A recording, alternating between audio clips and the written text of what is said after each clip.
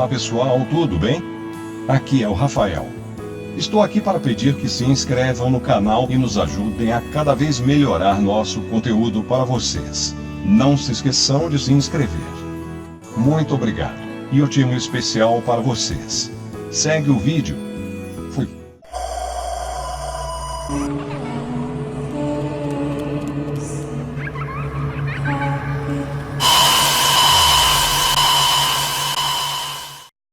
O chamado de Cthulhu. H.P. Lovecraft. Encontrado entre os papéis do falecido Francis Roland Thurston, de Boston. De tais seres ou potestades superiores pode ser concebida uma sobrevivência de um período fantasticamente remoto onde a consciência se manifestava, talvez, em vultos e formas desde então repelidos pela maré montante da humanidade. Formas das quais apenas a poesia e a lenda captaram a memória fugaz e as chamaram deuses, monstros, seres míticos de todos os tipos e espécies. O horror de argila. A coisa mais misericordiosa do mundo, acho eu, é a incapacidade da mente humana correlacionar tudo que ela contém. Vivemos em uma plácida ilha de ignorância em meio a mares tenebrosos de infinidade, e não estávamos destinados a chegar longe.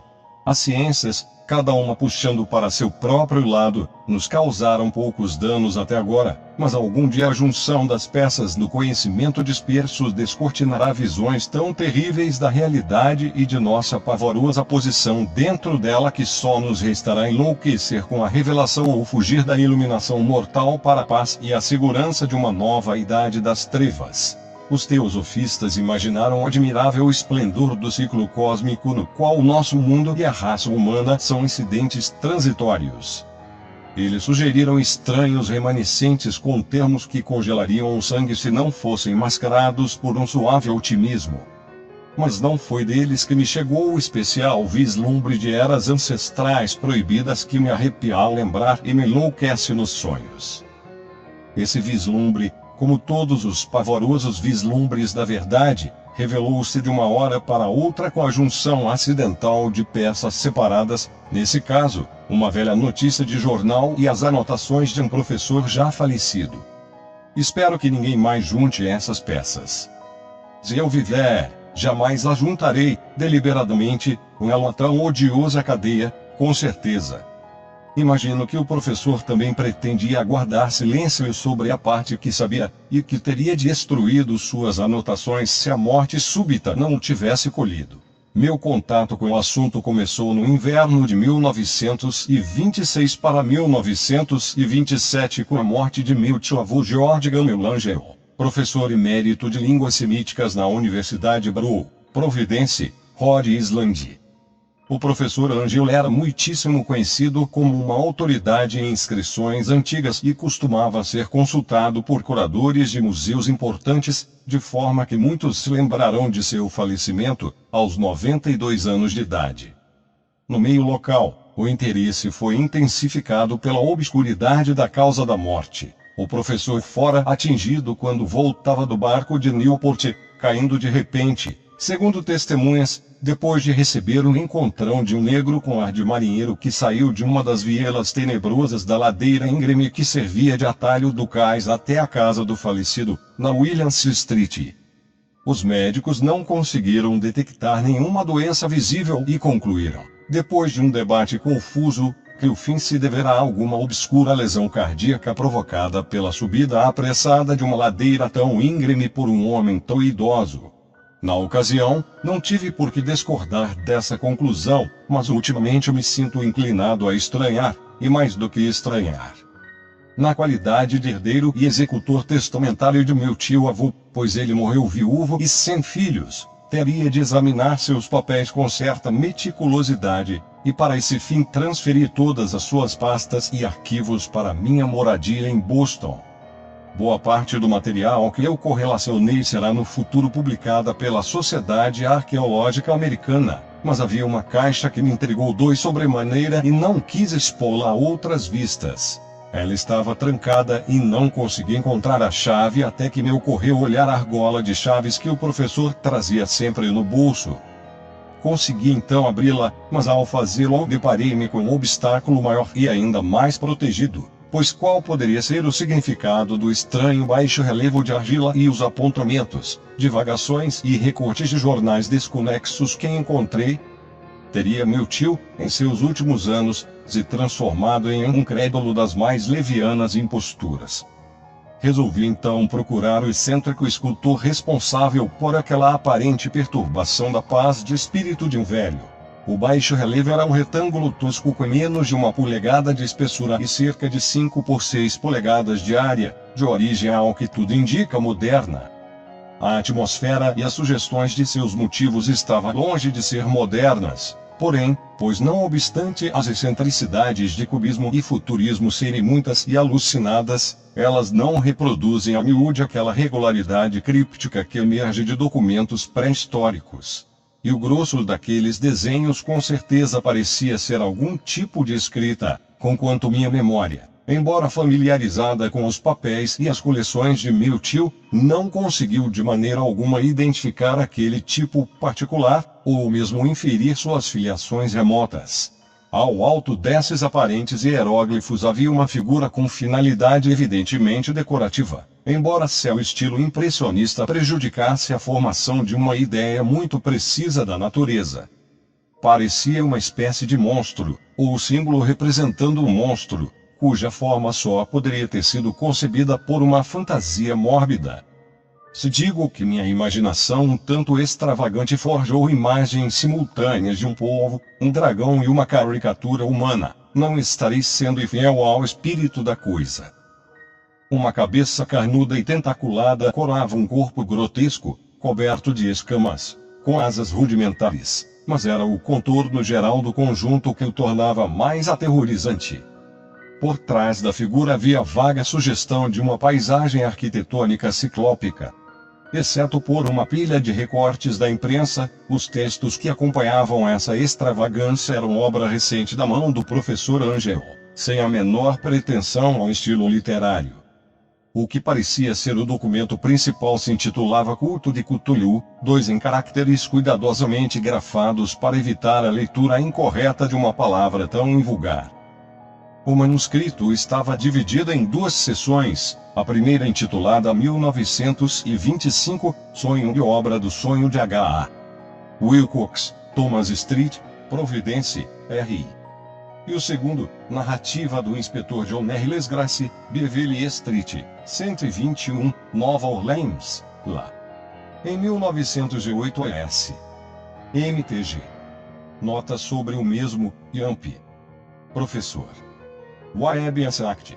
Os outros papéis manuscritos eram todas anotações breves, alguns deles relatos de sonhos bizarros de diversas pessoas, outros citações de livros e revistas teosóficas, especialmente de Atlantis and de Lucy Lemuria de W. Scott Elliott, e o resto comentários sobre antigas sociedades secretas e cultos proibidos, com indicações de passagens de livros de referência de antropologia e mitologia como Golden Bough de 3 de Fraser e Witch Cult e Western Europe da Serta. Murray 4. A maior parte dos recortes aludia a doenças mentais excêntricas e surtos de loucura ou mania coletiva na primavera de 1925. A primeira metade do manuscrito principal relatava uma história muito estranha. Ao que parece, em 1º de março de 1925, um jovem magro e soturno, de aspecto neurótico e exaltado, tinha procurado o professor Angel, levando um curioso baixo relevo de argila ainda muito fresco e úmido. Seu cartão trazia o nome de Henry Anthony Wilcox, e meu tio o identificara como o filho mais jovem de uma excelente família que ele conhecia de longe. Flaird LYS perto daquela instituição. Wilcox era um jovem precoce, de gênio conhecido, mas grande excentricidade, e desde a infância ele chamava a atenção pelas histórias bizarras e sonhos curiosos que tinha o hábito de relatar. Ele se considerava psiquicamente hipersensível, mas para o povo pacato da antiga cidade comercial ele não passava de um esquisitão. Sem nunca se misturar muito com sua própria gente, ele foi perdendo aos poucos a visibilidade social e agora só era conhecido de um pequeno grupo de estetas de outras cidades. Mesmo o Clube das Artes de Providence, zeloso de seu conservadorismo, o considerava um caso sem esperança. Por ocasião da visita, dizia o manuscrito do professor, o escultor, de repente, pediu a ajuda dos conhecimentos arqueológicos de seu anfitrião para identificar os hieróglifos dos baixo-relevo. Ele falava de maneira calma, sonhadora, sugerindo uma simpatia afetada e distante, e meu tio foi um tanto ríspido na resposta, pois a condição claramente recente da tabuleta indicava afinidade com qualquer coisa, menos com a arqueologia. A réplica do jovem Wilcox, que impressionou o meu tio o bastante para ele recordar-se dela e registrá-la tal qual, teve um feitio poético que deve ter marcado toda a conversa e que mais tarde descobri tratar-se de uma forte característica sua. Ele disse, é novo, de fato, visto que o fiz na noite passada em meio a um sonho com cidades estranhas. E os sonhos são mais antigos do que a fervilhante Tiro, ou a contemplativa Esfinge, ou a jardinada Babilônia. Foi aí que ele começou aquele relato confuso que, de repente, espicaçou memórias adormecidas e conquistou o interesse febrecitante de meu tio. Tinha havido um rápido tremor de terra na noite anterior, o mais forte sentido na Nova Inglaterra em muitos anos, e a imaginação de Wilcox fora fortemente abalada. Recolhendo-se ao leito, ele teve um sonho sem precedentes com grandes cidades ciclópicas, construídas com blocos titânicos e monólitos projetados para o céu, tudo isso dando um limo verde e sinistro de horror latente. As paredes e pilares estavam cobertos de hieróglifos, e de algum ponto indeterminado abaixo chegava uma voz que não era voz. Uma sensação caótica que somente a fantasia poderia transformar em som, mas que ele tentara transmitir com um amontoado de letras quase impronunciável Cthulhuftagni. Essa mixórdia verbal foi a chave para a recordação que exaltou e perturbou o professor Angel. Ele interrogou o escultor com meticulosidade científica e estudou com atenção quase fanática o baixo-relevo em que o jovem se vira trabalhando, enregelado e vestido apenas com as roupas de dormir, até a vigília insinuar-se em seu torpor. Meu tio culpou a sua velhice, disse Wilcox mais tarde, pela lentidão com que identificou os hieróglifos e a imagem. Muitas de suas perguntas pareceram deslocadas para o visitante, em especial as que tentavam relacioná-lo com cultos ou sociedades estranhos, e Wilcox não pôde compreender as repetidas promessas de silêncio que lhe foram feitas em troca de ser aceito em alguma ordem religiosa mística ou pagã. Quando o professor Angel se convenceu de que o escultor ignorava mesmo qualquer culto ou sistema de sabedoria críptica, assediou o visitante com pedidos para que ele lhe relatasse sonhos futuros. Isso rendeu frutos regulares. Depois da primeira entrevista, o manuscrito registra visitas diárias do jovem durante as quais ele relatava fragmentos surpreendentes de imaginação noturna cujo tema constante era alguma vista ciclópica terrível de pedra escura e gotejante, com uma voz ou inteligência subterrânea gritando monotonamente através de enigmáticos impactos sensoriais só possíveis de descrever com palavras sem sentido. Os dois sons repetidos com maior frequência são os expressos pelas letras Ptolemy e RL. No dia 23 de março, prosseguiu o manuscrito, Wilcox não apareceu, e indagações feitas em sua moradia revelaram que, atacado por um tipo desconhecido de febre, ele fora levado para a casa de sua família na Waterman Street.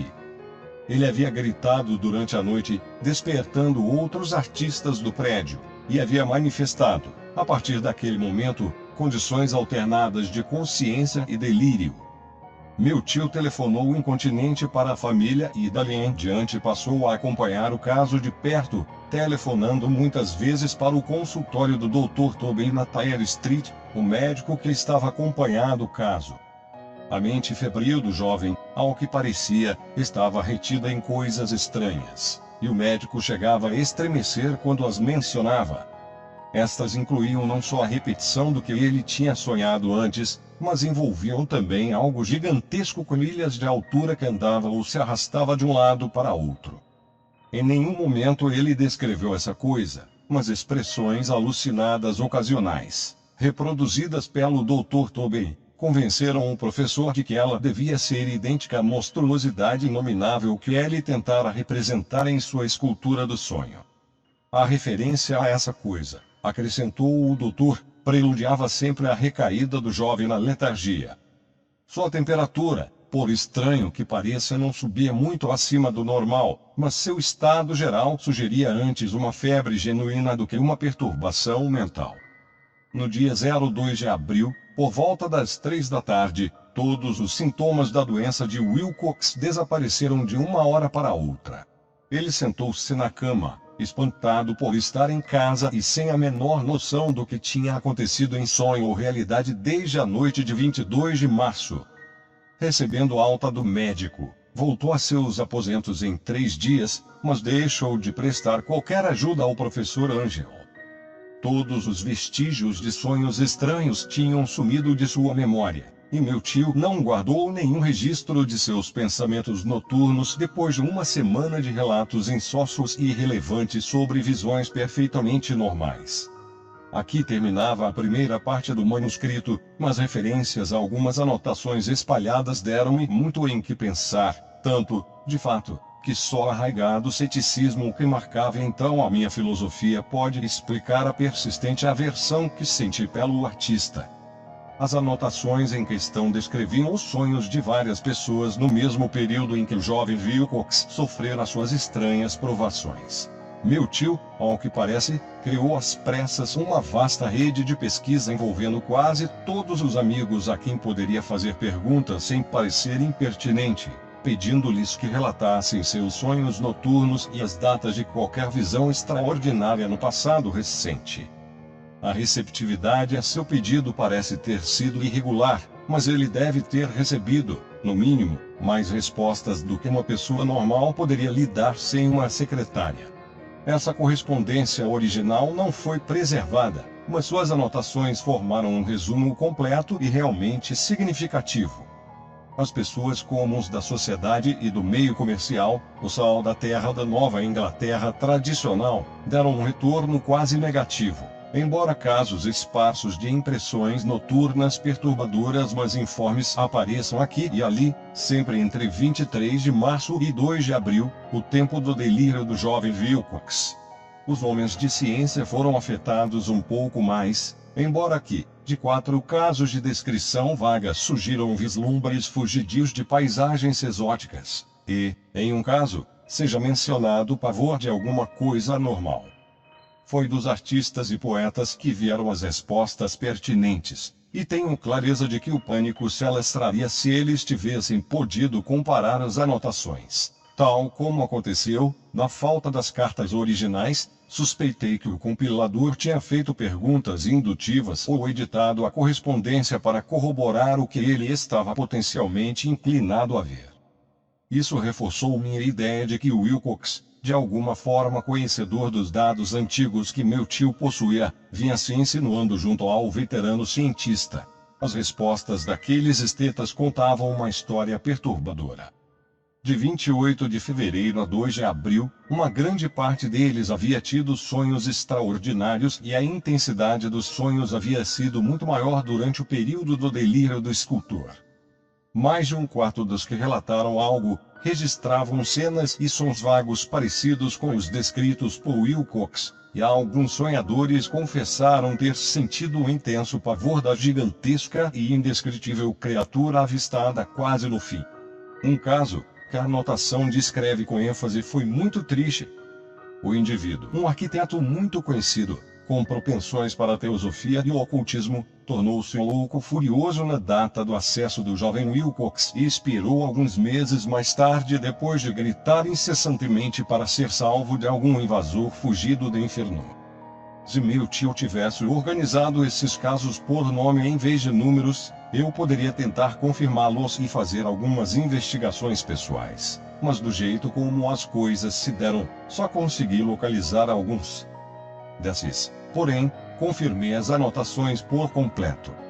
Muitas vezes me perguntei se todos os objetos das inquisições do professor ficaram tão perplexos quanto esses poucos. É bom que não lhes chegue nenhuma explicação. Os recortes da imprensa, como sugeri, abordavam casos de pânico, mania e excentricidades durante o período em questão. O professor Ângelo deve ter se valido de um serviço especial, pois era imenso o número de recortes de fontes espalhadas por todo o globo. Aqui, um suicídio noturno em Londres. Alguém que dormia sozinho havia saltado pela janela depois de lançar um grito assustador. Ali, uma carta delirante ao editor de um jornal da América do Sul, onde um fanático deduz um futuro tétrico de visões que te virá. Um despacho da Califórnia descreve uma colônia de teosofistas distribuindo mantos brancos em massa para algum acontecimento glorioso que nunca chega, enquanto notícias da Índia falam com reservas de sérias rebeliões de nativos no final de março. Orgias de voodoo multiplicam-se na Haiti e postos avançados na África registram murmúrios ominosos. Funcionários americanos nas Filipinas sentem que algumas tribos estão inquietas naquele período, e policiais de Nova York são atacados por levantinos histéricos na noite de 22 para 23 de março. Na região oeste da Irlanda, também, correm abundantes rumores e lendas fabulosas, e um pintor de temas fantásticos, Arduis Bonot, expõe uma blasfema paisagem onírica no Salão de Primavera de Paris de 1926. E são tão numerosos os distúrbios registrados em asilos de loucos que só um milagre poderia ter impedido a comunidade médica de observar os estranhos paralelismos e tirar conclusões enganosas. No todo, um espantoso maço de recortes e até hoje mal consigo entender o calejado racionalismo que me fez deixá-los de lado. Mas eu estava convencido então de que o jovem Wilcox tinha conhecimentos dos assuntos mais antigos mencionados pelo professor.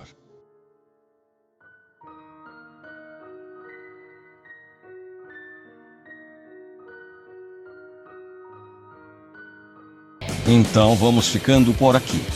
Deem o like, aperte o sininho e se inscreva. Vídeos novos 2 vezes por semana. Muito obrigado pela audiência e fui.